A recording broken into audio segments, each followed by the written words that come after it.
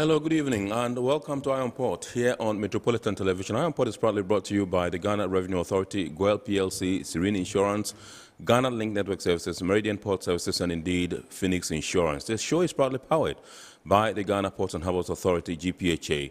Our media partner on this journey of a lifetime is the Business and Financial Times, the BNFT. Now, if you want to have a grasp of all that transpired on the show tonight, make a date and grab the Thursday edition of the BNFT, and you'll be able to see all that happened here on the show tonight.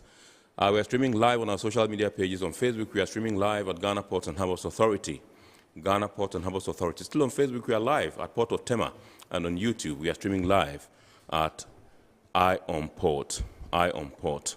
We shall be getting interactive with you, but today our numbers have changed. And so all you have to do is send us your messages and comments via our new number just for this week. And that is 0500-009144.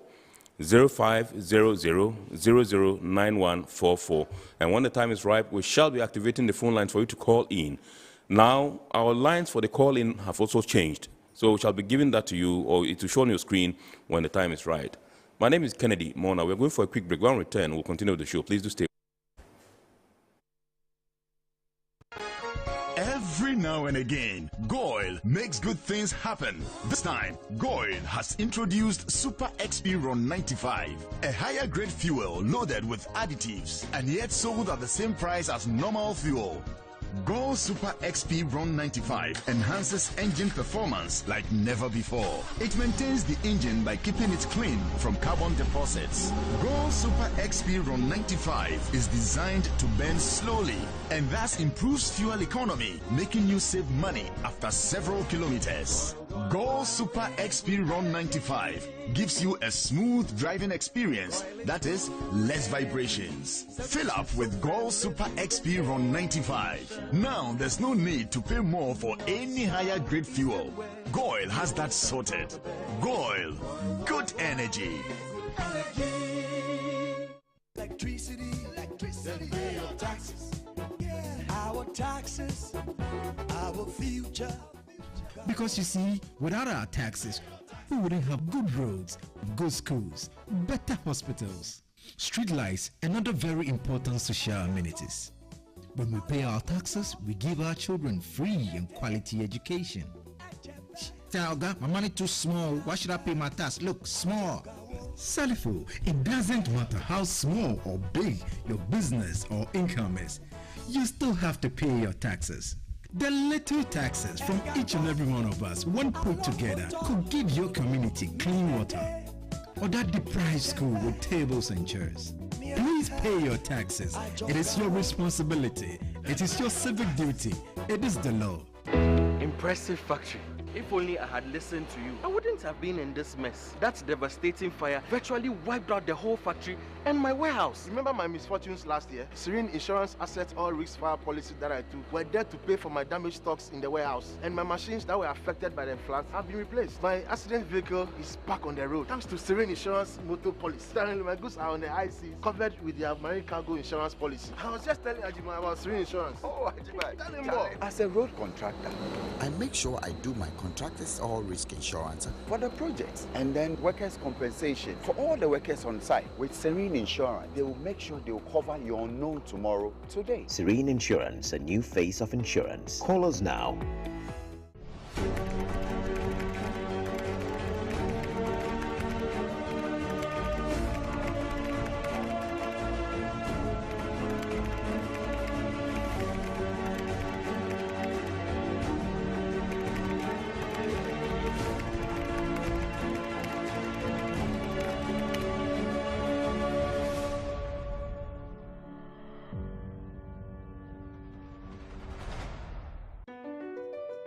MPS Terminal 3 is Africa's new state-of-the-art container terminal at Tema Port.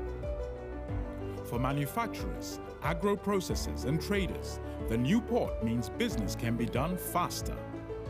This infrastructure boost will improve Ghana's port handling capacity, connect more trading routes, and oil the engine of growth for the economy, creating greater opportunities across all sectors as Africa's markets merge and become the largest trading bloc globally. MPS, we connect, you thrive. Business and life can be like the sea sometimes. Sometimes serene, sometimes calm, sometimes turbulent, and at times it brings the unexpected.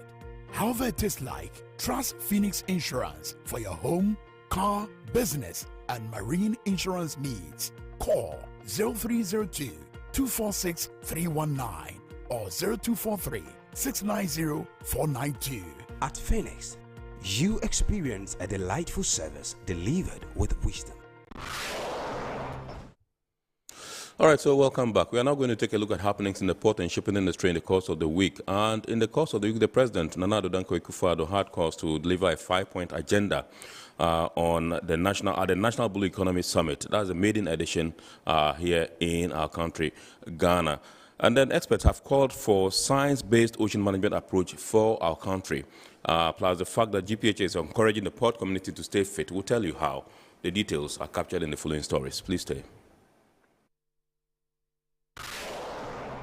The maiden edition of the National Blue Economy Summit has been held in Accra, aimed at mobilizing transformative ocean action to achieve the Sustainable Development Goals. Under the theme, Our Ocean's Health, Our Prosperity, Our Planet's Security, the two-day conference brought together industry players, diplomats, academics, students, traditional leaders, policymakers, and the media to appreciate critical ocean concerns, the massive socio-economic potentials the ocean possesses, and how to sustainably manage it. The myriad of topics deliberated on include plastic pollution, sustainable ocean foods, maritime security, and innovative financing of ocean action. Special advisor to the President on the SDGs and Sherpa on ocean action, Dr. Eugene Owusu said, the ocean represents the future when it comes to Ghana's food security, prosperity, and national security, hence should be treated as such. We must strive for a blue economy that is built on the principles of sustainability,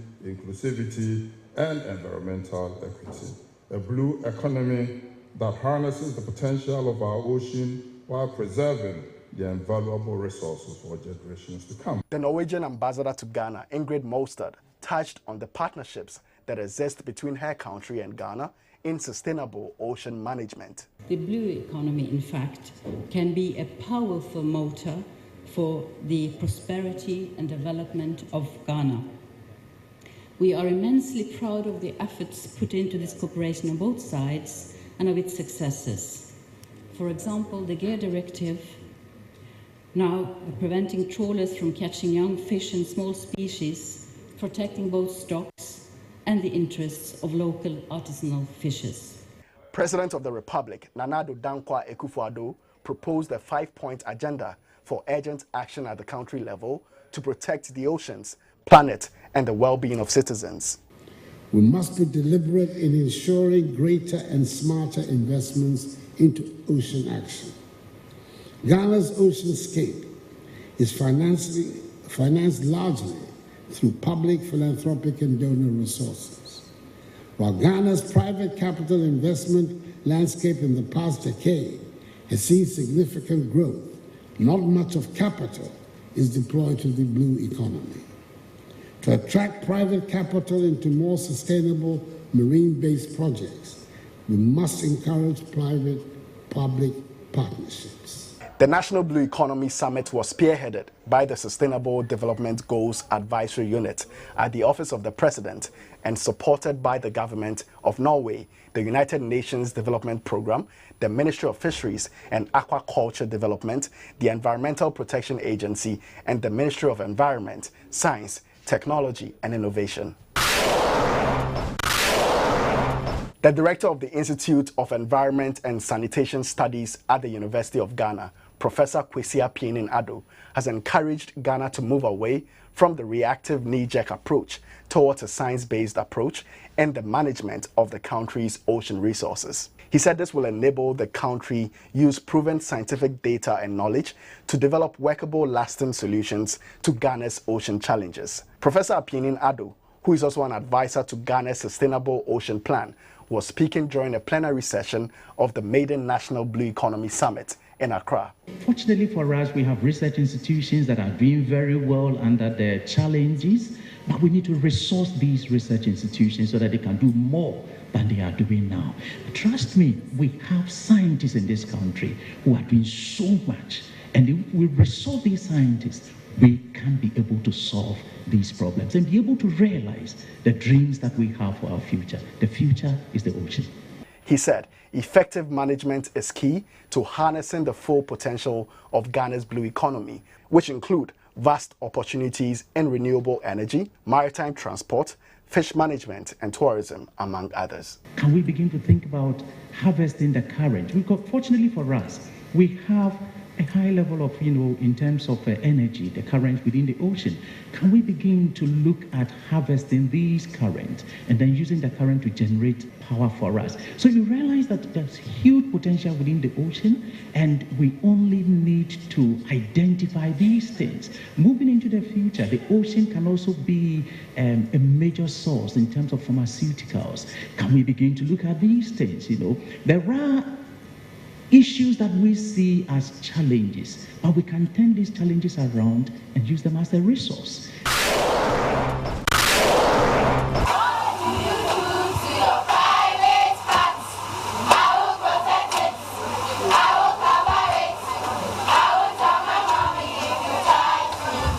The concern of the Port Ladies Association is not limited only to the well-being of female staff of the Ghana Ports and Harbours Authority. Last week, to mark World Menstrual Hygiene Day, the Port Ladies Association visited female junior high school students to create awareness, educate, and donate sanitary items. At the Mexico Junior High School in Tema Community 2, the PLUS team enjoyed a very fruitful interaction with the female students. As an association, we came together that we celebrate the day with them. Although the day fell on a Sunday, we decided to visit them today that they will be in school, to educate them on how to keep themselves clean. When you talk about menstrual hygiene, it's all about cleanliness during menstruation. And also let them know that their menses should not deprive them from going to school or enjoying social life. They should be able to mingle with their friends, go to school, do anything they want, even when they are in their menstrual state. We also wanted them to know that they need to keep themselves what to use during the menses. So we came along with some pads and some hand sanitizer. I've learned a lot. So when I see my colleague in any problem, an infection, or maybe the person has soiled herself, I'll try to help that person and encourage that person that menstruation is not a taboo as a girl, it's a normal thing. The love, the joy that class or Gapa Ladies Club attached to this World Menstrual Day is very unique.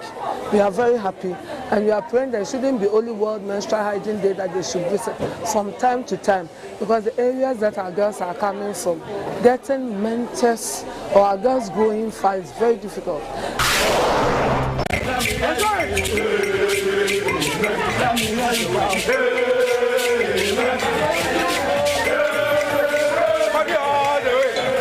The Ghana Ports and Harbours Authority has once again demonstrated that the organization places premium on the health and well-being of its employees and dependents. On Saturday, June 3, the authority outdoored the refurbished GPHA Sports Hall in Tema Community 2 with a call on the port community to prioritize regular exercise. Staff of the authority partook in a 3-kilometer health walk from the main assembly area in the port of Tema to the sports complex in Community 2. The GPHA Fitness Club, with over 100 members, holds regular aerobic activities in the sports hall. The GPHA Sports Hall has existed for over a decade, but has been recently furnished with new gym equipment to complement the existing ones. GPHA has consistently prioritized the health of our staff. We were doing the work before COVID came, and then this is the very first one post-COVID. And the program is that during the week, 3 times a week, the PTI, the personal training instructors, there are about 11 of them in the authority, they will come to certain areas in the port so that during the week, 5:30 to 7, they can take some staff who cannot come to the gym to 30 minutes of aerobics. Anybody that is interested should just send their names to the marketing department, and then the chairman of the sports and entertainment committee, my own self, and then we will arrange. Now we started with the health walk. We walked and came in and did aerobics, all totaling about over an hour. In a week, all you need is about 20 minutes of physical exercise 5 times a week, and you'll be healthy. We encourage everybody, whether you are healthy, whether you have hypertension or diabetes, to involve yourself, to get on board, to do physical exercise.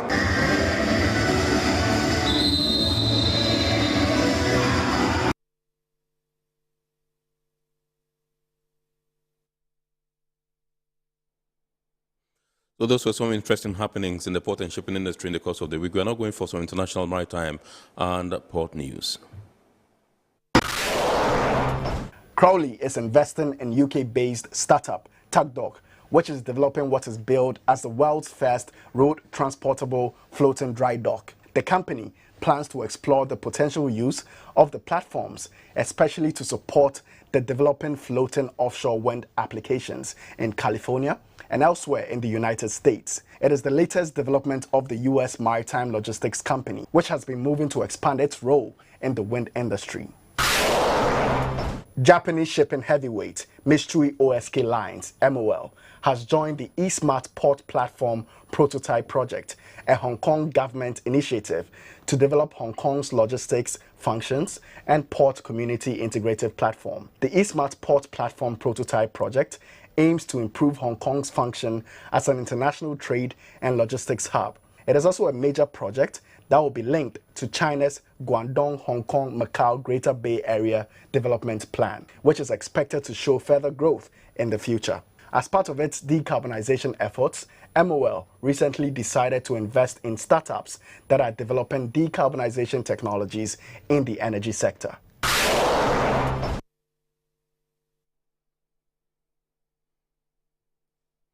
So those were some international port and shipping news. We're now going for the word or phrase of the day. Remember, the word or phrase of the day has been fashioned to bring you up to speed with the terms and jargons we use in the shipping industry. Today's word is FEU, 40-foot equivalent unit.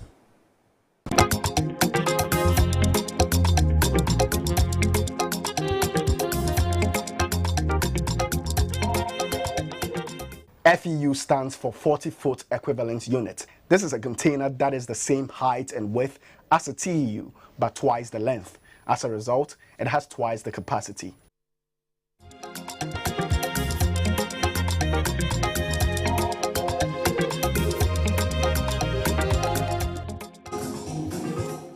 All right, so welcome back. We are zooming into our discussion proper tonight. Tonight, our discussion is in two phases. One, we're talking fitness and wellness, and two, we're taking a look at the 12.5% upfront payment of VAT by importers, who are not VAT registered.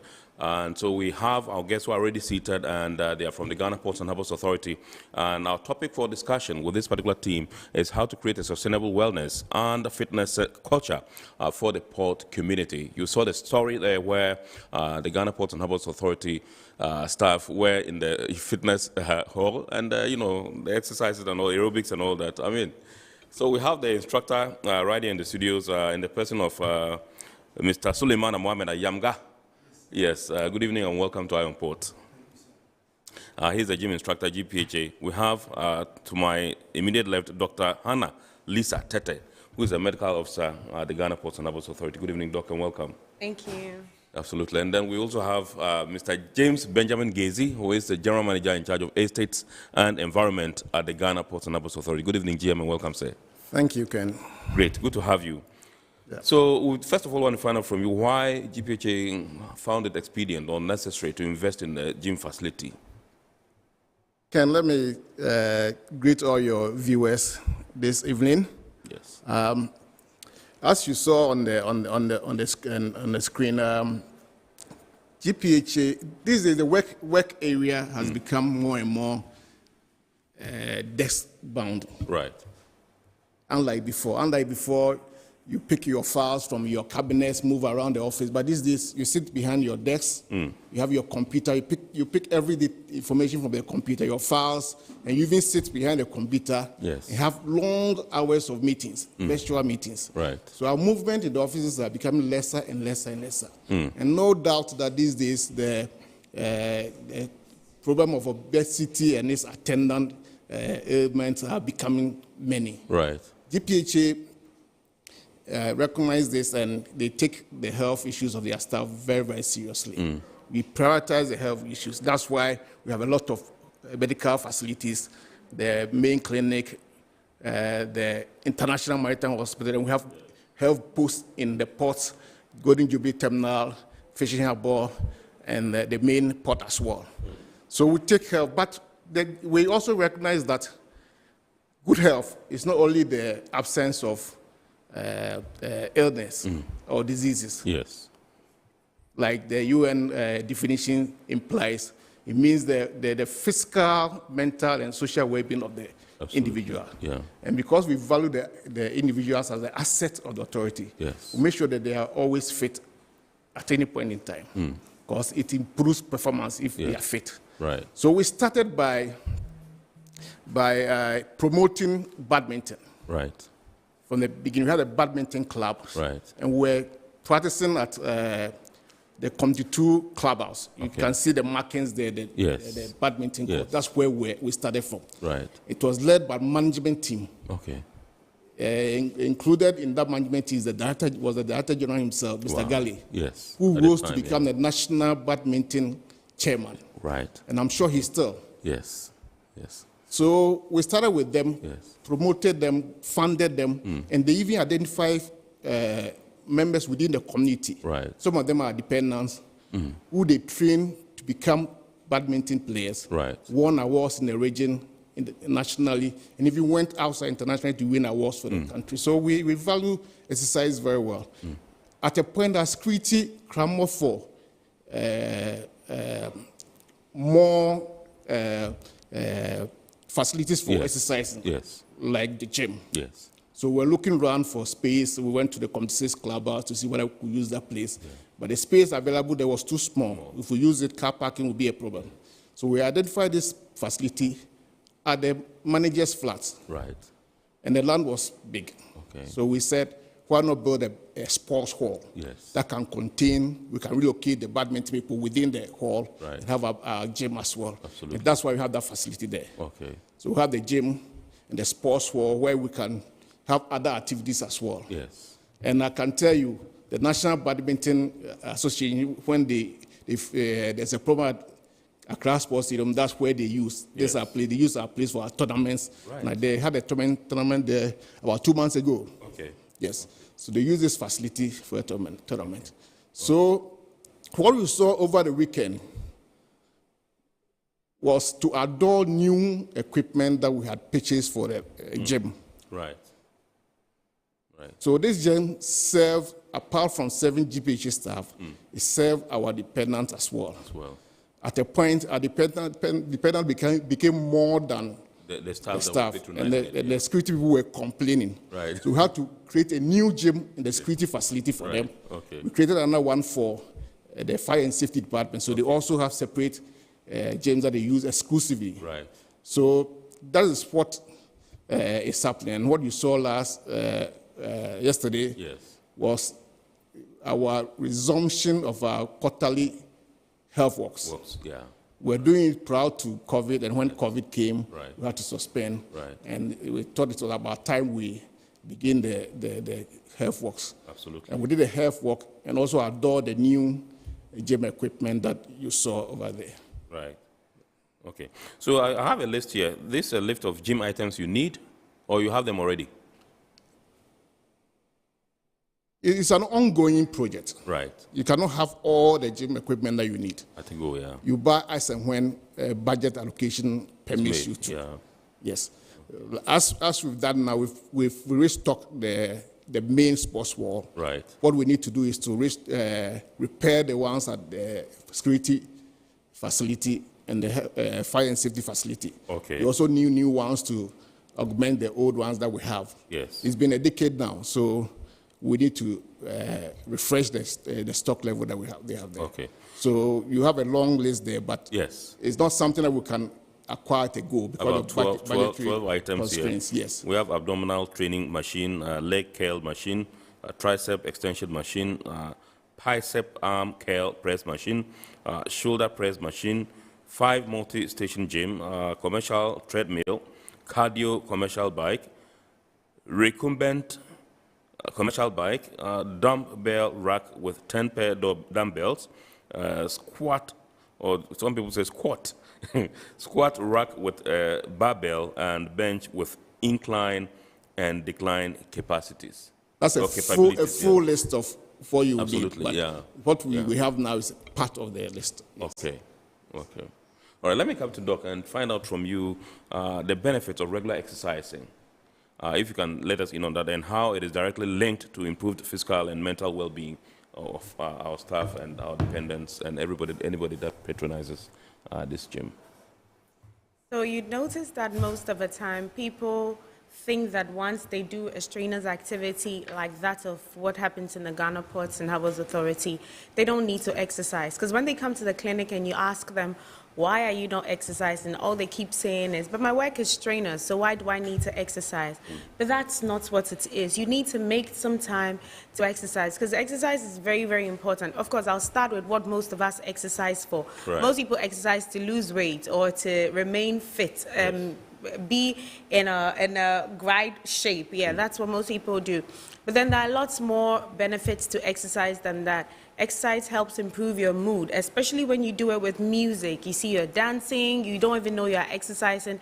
It helps improve your mood. It increases your energy levels, and that's seen in endurance activities, like most anaerobic or weightlifting activities, as they've provided certain gym equipment that do that. Right.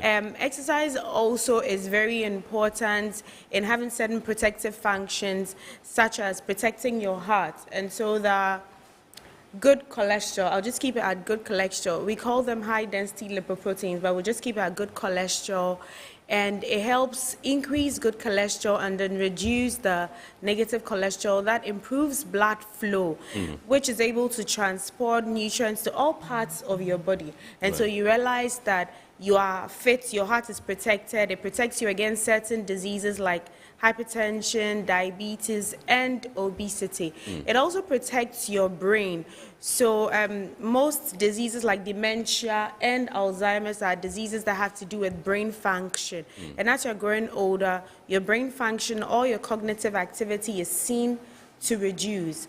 But nowadays, we see it happening in very young people as well. And so it's important that people exercise, because exercise has been known to protect the brain function. Now, exercise is also very, very important because it improves your sleep. Right. Most people would come to the clinic and say, oh, doc, I can't sleep. I need some medication to sleep. All you really need to do is exercise as well. Now, something that's very, very important, especially to our working sector or in our working environment, is that exercise improves reaction time. Right. So you see, we work in an environment where it's very easy for things to fall. People are at risk of certain job-related problems. So something is falling. Once you exercise, your reaction time is increased. You can easily catch it or prevent injury. And so that's one important thing that people who exercise have as an advantage over those who don't exercise. Yes. And so it's really, really important that we exercise. It's not just if you want to lose weight or if you don't want to lose weight, but there are so many benefits that we can go on and on about these benefits. And it's very important because I've spoken about the brain function and the fact that we need a lot of energy in our environment. For those who don't do strenuous activity in the port, it also helps with attention. It helps improve your attention and long-term memory. So for those who sit in the office like Mr. Gazy, who are doing a lot of brain activity, you need to be very attentive and focused, and you need to remember very minute details. You know the kind of things we work with in the port. You need to remember the numbers, you need to remember which cargo came in, which number, so that when there's a problem, you'll be able to detect it fast. And this is why exercise is extremely important in the port. Brings some element of mental sharpness. Yes, yes, and long-term memory as well. Yes, yes. Okay, let me come to Mr. Ayamga, the gym instructor. Why would you recommend the GPHA gym to staff and relatives or benefactors, beneficiaries, so to speak? The facility is accessible to all. Well, most of the staff are within Tema. And the reason why I recommend it to the staff and the families is that the accessibility is easy for us, and it helps the staffs to work out before going to work, or even after work, they come there to work out before going home. So when you look at the authority, they believe that a healthy, stronger, intelligent, and active human resource, or human resource, yes. Are the people who were able to achieve the aim of the authority. That is why they brought that facility there. But when you look, many of them don't know. That is why my boss was asking us to revive the health work within the quarterly health work. Who to help let the staff wake up the staff to start coming there. But when you look at the facility, most of them, the staffs, they come. And the families too are always more than even the staff, because most staffs don't know that there's a facility there. So anytime I go to the office, there's almost instructor, where is the ill located? Community 2, Community 5 and 2 are closer. So when you see the weekdays, the gym is always full. But the weekends, because most of them stay out of Tema, they don't come. But weekdays, the gym is always full, not less than 50. That comes every day. Yes, sir. So I would recommend it, because when you come after the exercise, you feel fit. Some even come after exercise, they bath and go to work.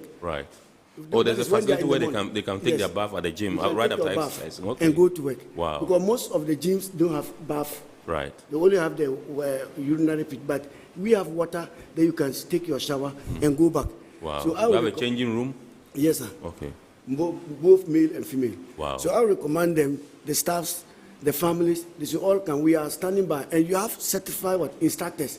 Because the authority has trained a lot of instructors for the security and the fire department, which always join me every day. So I recommend that they should try and come. I'm always standing by for them. Okay. So how long is the gym open for in a day? A day in the morning is 5:30 to 9 o'clock. That is weekends. Weekends 10 o'clock, right? But weekdays is 8 o'clock we close.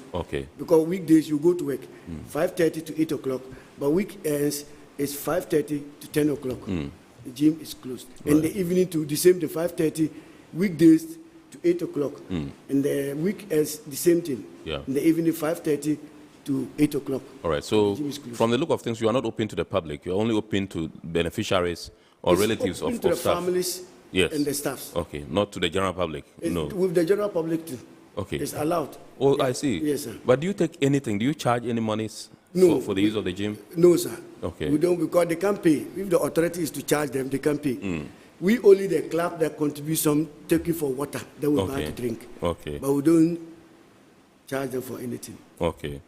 Let me come back to GM and find out from you. We are running quickly out of time. I just want to find out from you, how much would you place at this particular edifice that we are seeing, this particular facility that we are seeing? Oh, that's difficult to. That's difficult to. This was the main wall was completed in 2013. It started around 2010, thereabout, and completed in 2013. Then the finishing continued to the end of 2013 when we adored them and started operating. But to add to what WO said, the facility is mainly for GPHA staff and their dependents. Some dependents will come with their friends as well. We don't turn them away. We don't start asking questions, who are you, and that kind of, but so long as we know it's a dependent of a staff. But the other organizations that apply to us for permission to also use the place. Like the Indian community around Tema community, they've applied to us and they have permission to join the badminton group to use the facility. As for Indians, badminton is their thing. Yes. So the time schedules, we structure it in such a way that the aerobics team can have their aerobics time. Right. Then the badminton team will also come. Yes. Because the aerobics team use the same space that the badminton use. Right. So they come early, finish by, if it's on weekend, from 5:30 to 8, they are done, and the badminton guys will also come. Right. But the gym itself, which is upstairs, is free throughout the day. He is the attendance there. He's there all from the time. 6 to 6. Right. Wow. From 6 to 6, he's available. Wow. But because people will go to work, we structure in such a way that you can come and have a little training and go to work. Yes. And in the evening, when from work, you pass by and have some training and go back home. Yes. So that's how it's structured. Overall, would you say the patronage has been quite encouraging? Very, very encouraging. At a point, I had to even step in to try and sieve out the non-GPHA, non-dependent, because they were becoming too many. At times, they have to run 2 sessions. Yes. So we had to start some registration. We started giving cards to people to sieve out some of the. So the attendance is good. Right. But I would have wished that we have more staff participating. More staff participating than our dependents. Right. Yes. Right. Okay, let me pose the last question. You have the last question to Doc. I just want to find out from you whether exercising alone is what is required to stay healthy for work, or what should be complemented with the regular exercises to make you a perfect person in terms of mental capacity and everything. Yeah, so as much as exercise is extremely important, our diet is also very important. And that's why in the clinic we have a dietitian. So when you come to the clinic and we realize that there's a problem with your diet, we ask you to see the dietitian for dietary modification.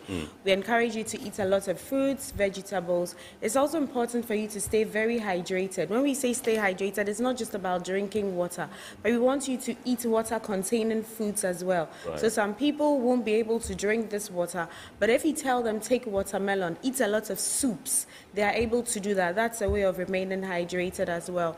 And also lifestyle modification. I think most of us know the things that are not good. We know the risk of smoking. We know the risk of excessive alcohol intake. We also know the risk of just sitting down for so long. Another thing I've noticed with most workers is that, especially those who sit behind the desk, when they go to work, they sit down, they don't get up. From 8 a.m. to 5, they are sitting down, they don't get up to stretch their legs, and that's terrible. And so that's also, it's important that people move about. So exercise, stay hydrated, rest and have good sleep, and then lifestyle modification as well as dietary modification are very important in maintaining good health and well-being. Absolutely. Thank you very much indeed, Dr. Hannah Lisa Tete. She's a medical officer at the Ghana Ports and Harbours Authority. Also say big thanks to Mr. James Benjamin Gazy, who is General Manager in charge of Estate and Environment at the Ghana Ports and Harbours Authority, and indeed to Mr. Suleimana Mohamed Ayamga, the gym instructor at the Ghana Ports and Harbours Authority. The three personalities have been re-echoing the premium that GPHA has placed on the wellness and well-being of the staff and their dependents. Indeed, we've been discussing how to create a sustainable wellness and fitness culture for the port community. And you saw in that story the new, edifice that has been outdoored by the Ghana Ports and Harbours Authority with Mr. Gazy, emphasizing the fact that they've introduced or reintroduced the quarterly health walks at the Ghana Ports and Harbours Authority. Thank you very much, gentlemen and lady, for coming. We are deeply grateful for having you, and we know that as and when it is imperative, we shall always follow you so that we can have more of these discussions. Unfortunately, today time is not our friend. We are grateful to have you. Thank you. Thank you for having us. We're going for a quick break, viewers. On return, we'll have the second phase of our discussion for today. Please do stay with us. Every now and again, Goil makes good things happen. This time, Goil has introduced Super XP Ron 95, a higher grade fuel loaded with additives and yet sold at the same price as normal fuel. Goil Super XP Ron 95 enhances engine performance like never before. It maintains the engine by keeping it clean from carbon deposits. Goil Super XP Ron 95 is designed to burn slowly and thus improves fuel economy, making you save money after several kilometers. Goil Super XP Ron 95 gives you a smooth driving experience, that is, less vibrations. Fill up with Goil Super XP Ron 95. Now there's no need to pay more for any higher grade fuel. Goil has that sorted. Goil, good energy.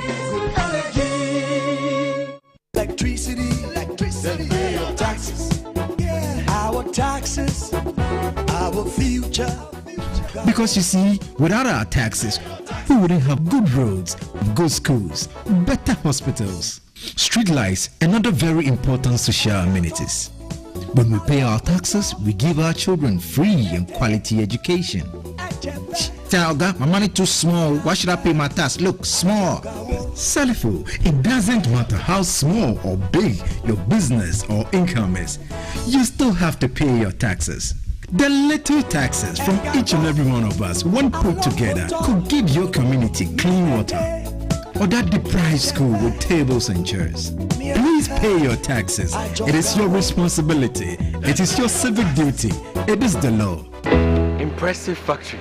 If only I had listened to you, I wouldn't have been in this mess. That devastating fire virtually wiped out the whole factory and my warehouse. Remember my misfortunes last year? Serene Insurance Asset All Risk Fire policy that I took were there to pay for my damaged stocks in the warehouse. And my machines that were affected by the floods have been replaced. My accident vehicle is back on the road thanks to Serene Insurance motor policy. Currently, my goods are on the high seas covered with their marine cargo insurance policy. I was just telling Ajima about Serene Insurance. Oh, Ajima, tell him more. As a road contractor, I make sure I do my contractors all risk insurance for the projects and then workers' compensation for all the workers on site. With Serene Insurance, they will make sure they will cover your unknown tomorrow today. Serene Insurance, a new face of insurance. Call us now.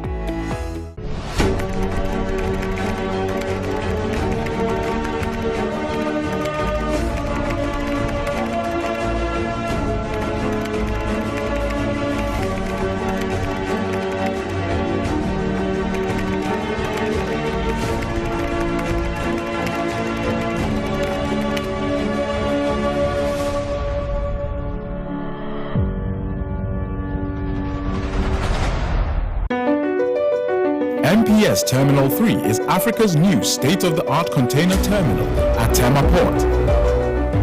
For manufacturers, agro-processors and traders, the new port means business can be done faster. This infrastructure boost will improve Ghana's port handling capacity, connect more trading routes, and oil the engine of growth for the economy, creating greater opportunities across all sectors as Africa's markets merge and become the largest trading bloc globally. MPS, we connect, you thrive. Business and life can be like the sea sometimes. Sometimes serene, sometimes calm, sometimes turbulent, and at times it brings the unexpected. However it is like, trust Phoenix Insurance for your home, car, business, and marine insurance needs. Call 0302-246-319 or 0243-690-492. At Phoenix, you experience a delightful service delivered with wisdom.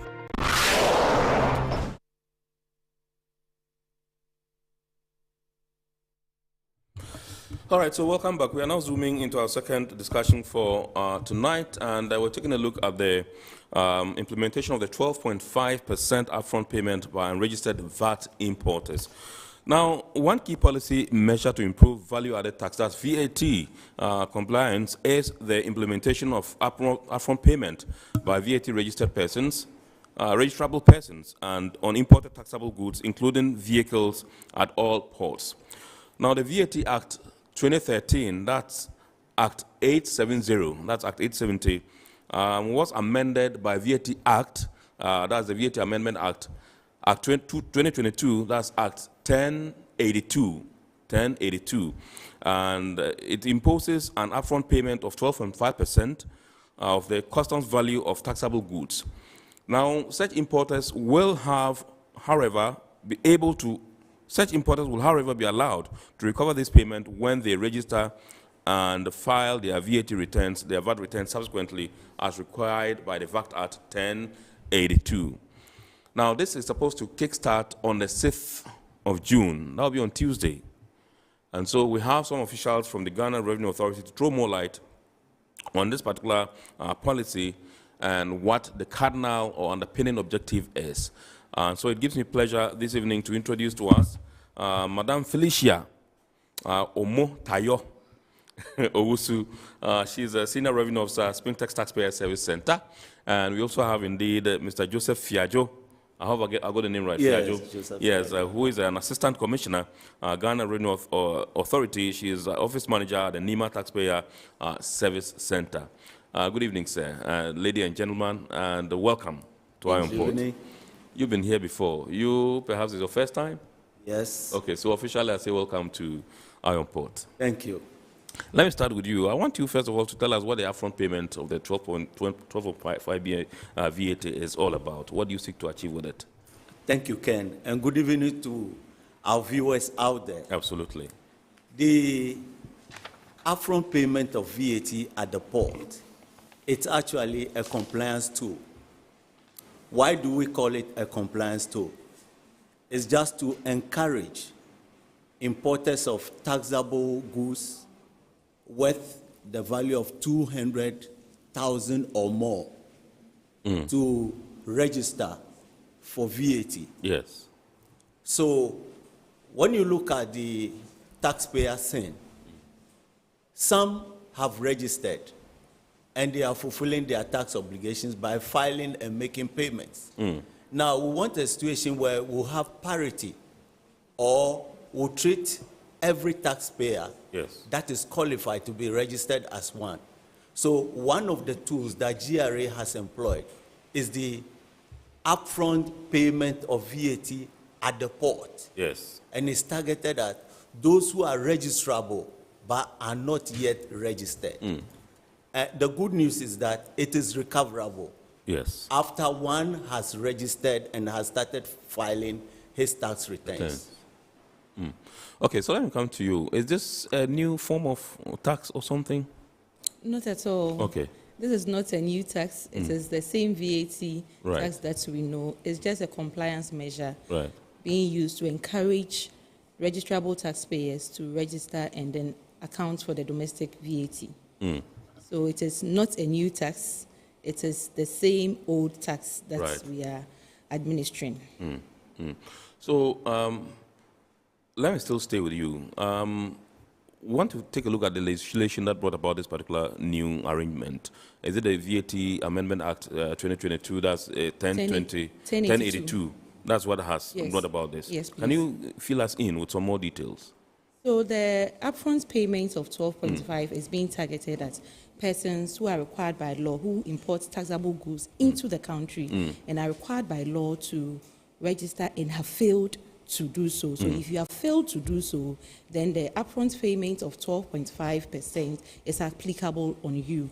What we seek to do is that we want to bring some form of parity in the treatment of VAT in the country.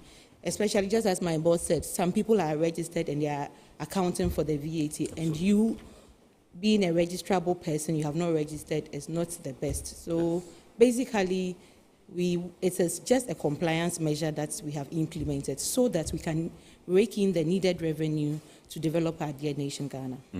She just mentioned raking in revenue. And apart from the fact that you want to show up government revenue, what else is this particular policy, targeted at achieving? Okay. The policy is aimed at roping in more taxpayers, more taxable persons, in that the taxable person who is faced with a situation of upfront payment of VAT at the port, once he's been able to once he has registered, or we have gotten him registered, we'll be able to know his channel of distribution to get others into the tax net. Right. So it's not only getting that person registered and complying with the tax law, but we'll be able to know his channel of distribution as well and get to all others who deal with him. Right. Okay. Now, viewers, you have to remember that you wanted to add something, but let me. That's fine. Okay. Yes, you have to remember that our usual WhatsApp line is down for today. So we're using a different WhatsApp line for today. Scrolling on it's right there on your screen. It's 0500009144. 0500009144. And remember, the line for the call-ins has also changed. And so when the time is right, we shall give you that particular line so that you can call in and contribute to the discussion. I just want to find out from you, Madam Felicia, whether you have figures, you want to share with us some figures, how much this particular policy is supposed to rake in, for government, in terms of, your revenue mobilization efforts? For figures, we cannot share figures now because we are yet to implement it. We are starting from 6th of June. Okay. And so we don't have figures to share now. The figures will come later when Commissioner General determines so. Okay, so I want we're talking about 12.5%. That's it. Yes. Basically, Yes. that and nothing. Yes. Okay, so let's say, because when I was reading the intro, vehicles were included. Yes. So let's say I'm a vehicle importer. I just brought in a vehicle, and I'm not registered, to pay VAT. Yes. So as soon as I bring in a vehicle, it means that I have to. It is obligatory Yes. for me to pay 12.5%. Yes. On the value of the vehicle or the value of the tax that duties I'm supposed to pay to customs. No, the customs value. Of the and vehicle. the customs value includes the cost of the car, the insurance, and then the freight. CIF. So okay. we call it CIF. Yes. That makes up the customs value, the CIF. Okay. So we're looking at the number of cars you have imported, the value of those cars. Once they've gone past, the value is gone past 200,000 Ghana cedis. You are a registrable person. So we'll give you the opportunity to go and register quickly, or you pay the upfront VAT until you register, then you recover it. Okay. So what you're trying to do is to make it beneficial, make it look beneficial to be registered rather than not to be a registered person. Yes. How would I say, how predominant or how rampant is this situation of people not registering for VAT but still doing very good business that you think that they could be registered? Is it a big challenge that you are grappling with as GRA or domestic tax division? I can't put any value, or I can't pinpoint any, or I can't say anything to that for now, because it's a policy that is going to be rolled out from Tuesday, Right. 6th June. Yeah. And looking at it, it's not like, it's difficult to project as to the number of people you're going to get into the tax net. Right. Yes, as we are speaking now, we are not privy to any information regarding the projected revenue. I have to be frank. Yes. Okay, so is there a scope for the application or implementation of this particular policy? Sure. So persons who are required by law to register, if you are dealing in a taxable activity, you import goods into the country worth 200,000 cedis and above, Right. it means that you qualify to be registered. Okay. So if you have not registered, then the upfront payment of 12.5% will be applicable to you. It means that you have to make sure that you go and regularize your registration process before you'll be excluded. But if you have not registered, then it means that the 12.5% upfront payments will be applicable to you. So the threshold is 200,000 cedis and above per consignment or annually. Okay. We are looking at annual figures. So Right. if you import goods into the country, let's say this month you imported goods worth 190,000 Ghana cedis, you have not met the threshold, so it means that you are not qualified to make this upfront payment. Right. But subsequent months you import again, then it means that we need to monitor you, and then you would have to, the 12.5% will be applicable on you. What category of goods will be affected? Yes, the VAT Act is such that apart from goods that are placed under the first schedule of the VAT Act, all other goods are taxable.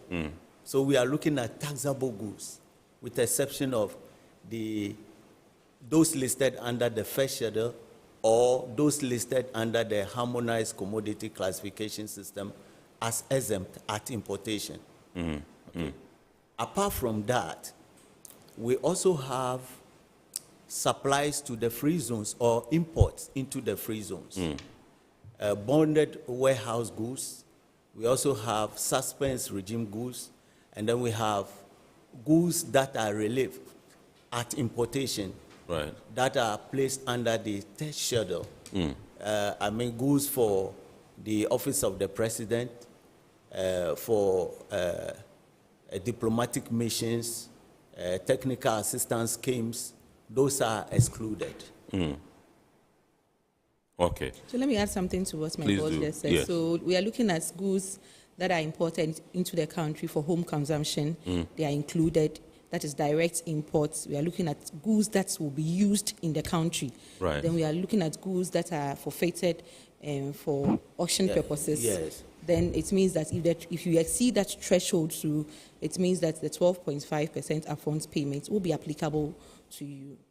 And then goods from transfer from bonded warehouses is also applicable. Right. Just to add something more, you see, over here, if you want to look at goods that are affected, they are more than those that are excluded. So apart from those listed as excluded, all other goods that are taxable, all other goods that a person imports, that the value is, that have value more than 200,000 Ghana, or 200,000 or more, it will attract the upfront VAT. So what about if I import an item that's well above the 200,000? What do I do? Am I still liable to paying the upfront 12.5% VAT? As an individual, Yes. As an individual, you can apply for a waiver through the Integrated Customs Management System. Okay. But without the waiver, you'll be a candidate for the upfront payment of the VAT at the port. All right, I've been told that I can activate the phone line. Let me activate and come. Like I said, our regular number for call-ins is not active today. So the number you have to dial today is 05938744633. 0593-874633 is right here on your screen. You can call and then contribute to the discussion we're having tonight. It's all about the 12.5% VAT upfront payment by registrable importers. If you are not registered, once you import something into the country, this is how much you have to pay, the percentage, 12.5% VAT. The overarching objective is to show government revenue up and then to also increase the number of compliant importers and taxpayers in the country. Now, if I'm supposed to retrieve or get a refund, what's the process like? So you can recover the upfront payment, just as my boss indicated. Yes. But there are some conditions that you have to meet before you can recover the 12.5 payments that you have made. So one is that you have actually made a payment of 12.5. You have suffered that payment already. And then two, we are looking at you going to register. So go to any of the GRA offices near you, any of the TSCs, and then regularize your registration process. That is, you have to make sure that you make payments. If you have any outstanding tax liabilities that you are supposed to settle, make sure you do that, including interest and penalties. Right. And then if you also have, you have to file your tax returns as well. Make sure that you have done that. If you have to file your tax returns, hold it there. When we come, we continue from there. Right.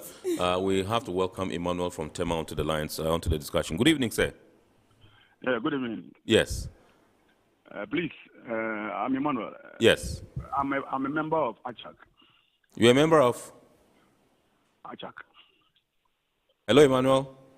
Yes, I'm a member ACHAC. of ACHAC. Okay, ACHAC. Yes. Association of Customs House Agents Ghana. Okay, all right. Yes. Yeah. Last Friday, there was a ACHAC. Yes. Hello, yeah, I can hear you. Yes, I think you are listening to yourself on the TV. If you can lower the volume a bit and then go, we can hear you. Okay. Yes. Last Friday, we had a meeting. There was a stakeholders meeting. And we discussed this new implementation of this program. Yes. What there were some suggestions that came up because they met us for the first time, and the second time they met us was Friday, which the program is going to be implemented just this coming Tuesday, which means there's no room for us to have any input being taken up by the government. What we suggest is that if they can at least give us a month's notice so that we can also inform the importers, because we stand in for the importers. And some of these things, if we don't clearly give them a hindsight of it, then it's going to be a problem. So we pleaded with them that they should send this message across to the Commissioner General. That's not that we are against the program, but at least we have to have an ample time to explain every detail to all importers. That is our humble plea. So I'm surprised still they are going ahead to implement it on Tuesday, which means that they don't listen to us. They only came to impose it on us. Thank you very much. Right. Thank you very much, Emmanuel, who called all the way from Tema. You heard him. You want to respond to his submission? Yes.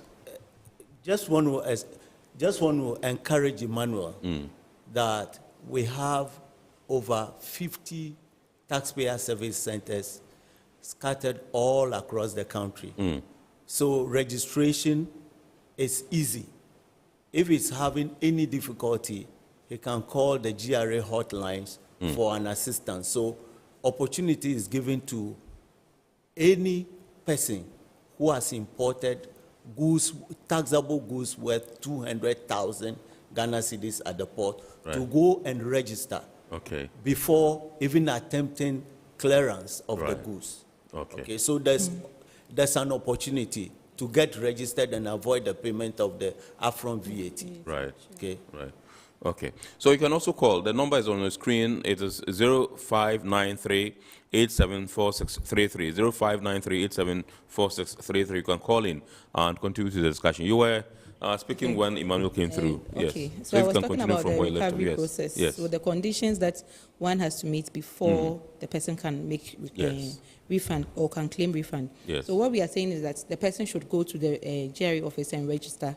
The person must have filed all tax returns, paid all taxes that are outstanding, and must also consider everything that the Commissioner General may determine. Must have satisfied all obligations under any tax laws. Yes. And then after, you can go onto our taxpayers portal app, which is www.taxpayersportal.com, and then submit your application there, so that the DTRD officers would ensure and then go through it if it is applicable for us to refund the 12.5, which we will. Okay. All right. Let's go on to the lines and welcome Justice, who's calling us from Kumasi. Good evening, sir. Good evening, sir. Yes. I have a question about the 12.5 upfront payment. Right. Does it apply to a non-resident, non-Ghanaian, who just shipped a car value more than the 200K from, let's say, UK to Ghana? Obviously, I will not be registered with the VAT registered in Ghana. How is this going to work with me shipping a car from UK to Tema? Justice, you just shipped some Ferrari, eh? Yeah, I hope so. That was on the letter. I said, okay, so we'll get some response from our guest in the studios, Mr. Fiajo. Yes, Justice. We can assure you that once you apply for a waiver through the ICOMS, that is the Integrated Customs Management System, Commissioner General can give you a waiver so that you don't pay the upfront VAT of 12.5 at the port. All right. Okay, so let me come to you once again. Justice, in his submission, no, that was Emmanuel. In his submission, made mention of the fact that the engagement time for this kind of like stakeholders was just too short. Yeah, he said it was just too short, and they had some reservations, and kind of like pleaded that you give them up to a month for them to kind of like talk to their clients, the importers, and all that, and in order for them to assimilate it properly, so that they can come on board properly. But it looks like deaf ears, given to their plea. Not really. Yeah. So would you say there was really enough stakeholder consultation? There has been a lot of stakeholder engagement that I know of. Considering what Emmanuel is saying, what I will say is that he should let us start the implementation process. If they still have a challenge, our offices are opened. They should come to us. They should let the importers also come or explain issues to them, and then we can move on. Because if you are telling us we should give you a month, we've done a lot of stakeholder engagement. Management started. This law was September last year, 2022. 2022. And then we had to wait 9 months. We had to wait, do a lot of stakeholder engagement. So hold your fire. We'll take that again. But I understand we have Isaac Kweku from Spintex. Good evening, sir. Good evening. How are you? I'm terrific, by His grace. I hope you are well too. Yeah, by God's grace. Good to have you. Please shoot. Yeah, I'm just interested in your discussion. Thank you, sir. Yes, this value-added tax issue. To my understanding, as far as I understand, it is when you have added a value to something. If I buy cocoa now and I process it, I've added value to it. That's why it should be taxed. But if I import a car from UK, and it is here coming for me to drive, should I need to pay VAT on it? I'm not adding any value to that car. It is even depreciating. So why should I be asked to pay a tax? Yeah, if Mr. Fiajo and the dear sister can explain this to me. Yes. It should be based on value. If whatever value you add, then you should be taxed. Yeah. But I'm not adding any value to this car. By the time I even bring it out, it's even depreciated. Right. Yeah. So thank you very much. Thank you very much, Kweku. That's a very, very, very, very, very valid question. Sure. Yes, you are talking about value-added tax. It means that you have made a product and you've added value, and then but he hasn't added any value. It's just a car. What value does he have? And like he said, it's even depreciating. So why would he pay? Please. Okay. You see, he's right, and he's right to a large extent. Yes. But VAT is not only about changing something materially or from one state to the other. Let's say from a primary state to a secondary state, or raw material to a finished product. Yeah. It's also about making the item or the goods available to the next person. You see, that is, let's say you move something from the port to Makola Market. Yes. Although you have not changed the form, you have added value in that you have made it possible for a customer or a client to buy who needs it, at his convenience or her convenience. So it's not only about changing the form. And also, VAT is a jurisdictional tax. Right. When you bring something to our frontiers, like the ports, airports, seaports, overland borders, and all that. Now, the item is entering Ghana. The item is entering Ghana. Hold it there. Can we continue from the item is entering Ghana? But we have Tobias, who's calling us from Takoradi. Good evening, sir. Good evening. Yes, Toby, please flow. Yeah. My first, it's not a point. Emmanuel called earlier to complain about government not accepting their input because they asked that they should give them about a month's notice where they can influence talk to their import so that they will be aware, so that they can also play along as they are introducing this new task force. Yes. But then they did not. They just said they are rolling this out on the 6th, which is Tuesday. And then somebody also just called, asking why should they pay tax on a car that will be imported and will be used here. Yes. We're still having that explanation from Mr. Fiajodo, but please continue. Yes, but my problem is, Ghana, it seems whatever we decide to do, any government institution decide to do, is what they do. When you bring something up, you want to introduce something, you have to introduce this into the stakeholders for them to also understand. They have to also buy into it. But if you just get up and just impose it on them, it's as if we are living in a democratic. We are not living in a democratic state. You have to bring what you have on board for us to also digest it and then understand it before we can also come on board. But if you just impose it on us like this, it's unfair. It's unfair. Mr. Fiajo was saying this when Mr. Emmanuel asked this question. Mr. Fiajo said they have about 50 offices around the country where they can go and register. Yes. That is not the case. It's not the case at all. Registering is not the case, but then the understanding is the case. The people who are importing, they need to understand why they are paying that, where it's going, what they need to do, and what they need not to do. So, Right. me, that is just the point. It's a government in power. They decide what to do at any time. It's unfair to we the Ghanaians.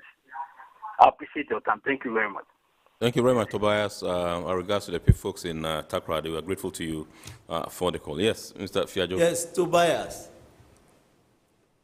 Tobias, you are sure that once you are registered for VAT and you are filing, you will recover it. So it's not a penalty. It's just a compliance tool for taxable persons to comply. Okay, and the law was promulgated in September 2022. Yes. Okay, so we are looking at almost 9 months before the implementation. Right. The implementation starts on Tuesday. This very Tuesday, tomorrow next. You see, and we have engaged GUTA. Right. Okay, we have engaged customs house agents. Yeah. We have engaged identifiable trade groups. Okay, probably the message has not gotten to him. Yeah. But this medium too is being used to get to everybody out there. Absolutely. Yeah. So, Tobias, be rest assured. Yes. When you pay, you recover it. Yeah. Okay. Yeah. So just to add to what my boss also said. Just to add. All right. Let's go for Alex. I want to come you add. And then right. we'll go back to Mr. Fiajo for the vehicle and value addition and all that you were explaining earlier. Right. Yeah, so Alex, good evening, sir. Good evening. Good to have you. Please shoot. Yes, I just want to add something to what Fiajo and the lady are talking about. Yeah, when they mentioned that if you register, you see, those who are talking about if you register one car to use, if the vehicle is for a personal use, then you are not coming to sell. Yes. So you need to establish, first of all, that it's a personal use. So we'll follow it up and see that it is registered in your name. So anybody who applies for a waiver will be monitored and make sure that, for example, if you import, say, tiles to be used for your house, then it should be cleared. You should not be charged the 12.5% upfront payment. Because you're not coming to sell the tiles. Yeah.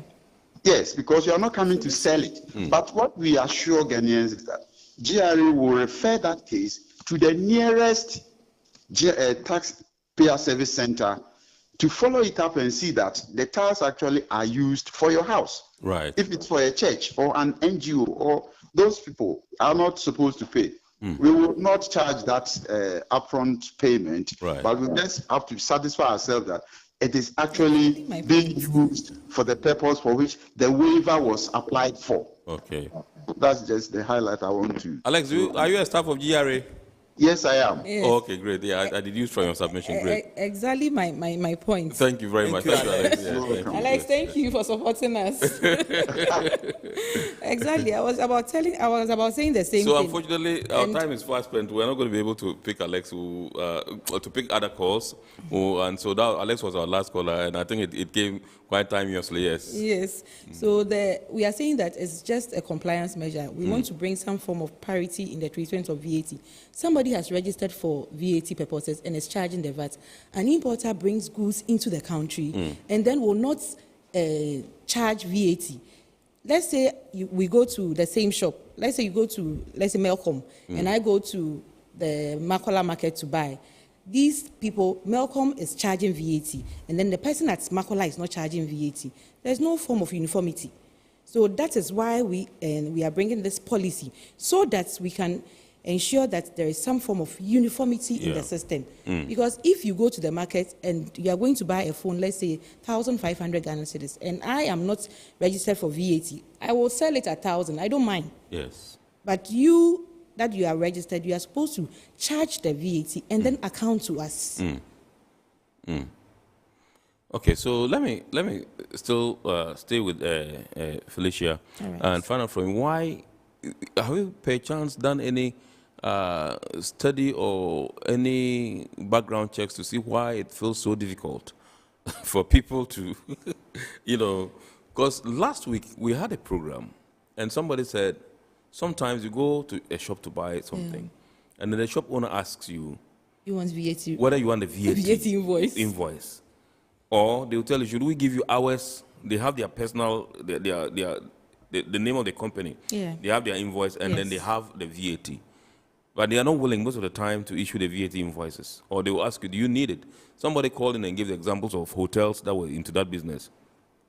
The fellow didn't mention the name of the place, but said he had experienced that. They asked him, do you want the VAT invoice? That kind of thing. Why? I don't really know why people do that, because you see, if you are dealing in a taxable activity, you are required by law. If you are registered, you are required because the money is not going to be taken from your sales, from your money. VAT is not your money. Yes. The companies, it is not for them. Yeah. It is the person consuming. Yes, absolutely. So it's a consumption tax. Yeah. So if the person comes and the person walks into your office and then you ask the person, do you want a VAT invoice? I think Ghanaians, we need to be a bit patriotic here. Yeah. You should if you walk into a business place or a shop and the person asks you that, do you need a VAT invoice? I think last year or so, we had to go and paste some decals in most of the shops requesting that make sure you accept a request for a VAT invoice. Yes. This money, it is not for the companies. It is you making the payment. So make sure that you insist that you want a VAT invoice, because they have already applied the VAT on the goods that they are selling or the services that they are rendering. Yes. So why is it that they don't want to issue the invoice? Yeah. They are supposed to issue the invoice and then account for the VAT. Account for the VAT for us. But if they don't, it means that they are keeping your money. Yes. They have charged the VAT, all right, but they are keeping the money. They are trading with the money. And it's not going to the state. It's not going to the government. Yes. So we need money. Yes, Mr. Fiajo, yes. You want to add? I just want to add yes. to what Felicia has just said. The moment you ask a customer or a client whether he wants VAT invoice or your own invoice, that will not attract VAT. That is an offense? That is an offense under the law. Right. That is contrary to the law. So the price quoted, once you quote a price, that has VAT in it. If you finish serving a client and you are issuing invoice, you have to issue the VAT invoice. Right. The moment you ask whether he wants VAT or that, it is an offense. So we have to get a message out there to our registered taxpayers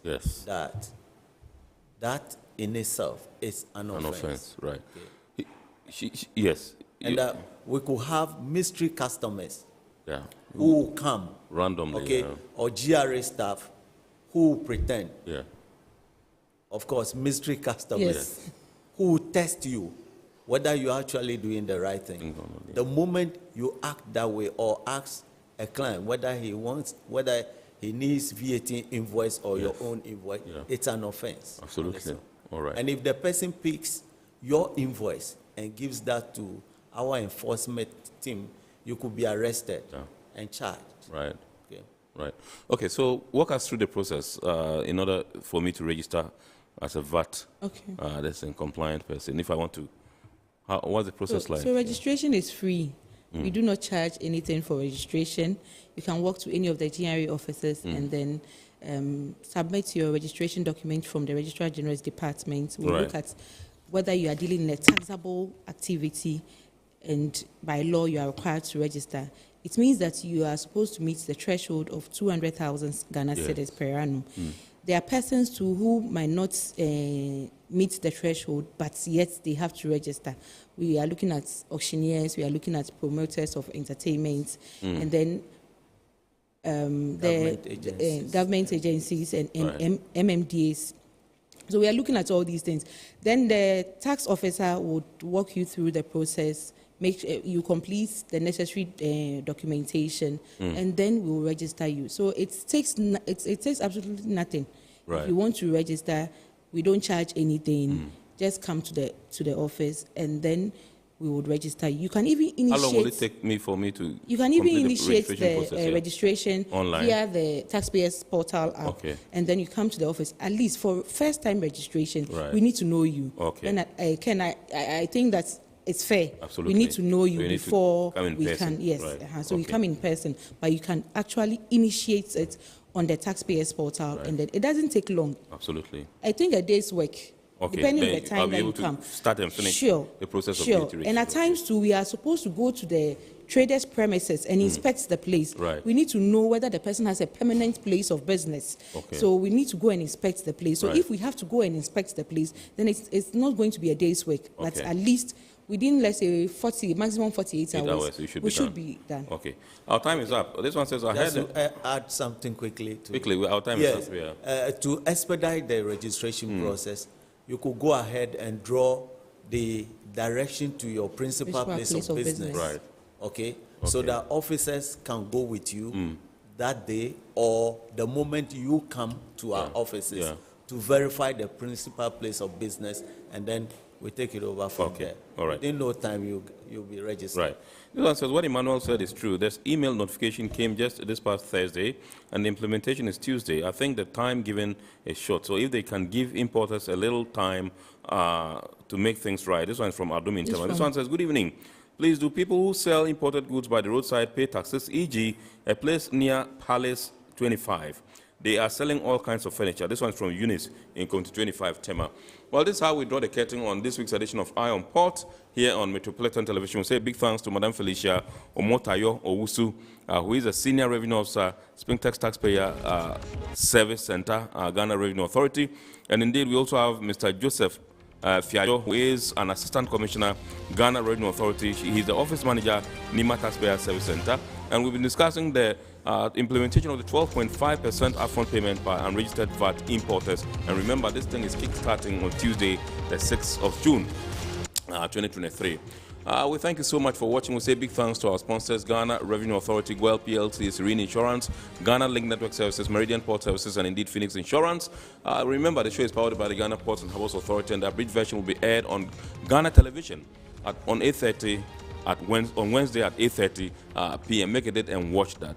My name is Kennedy Mona. We entreat you to keep watching the rest of our programs here, and we wish you a very super week ahead. God willing, next week we shall bounce back with another wonderful edition of your favorite weekly Eye on Port. Good evening, and we are out for now.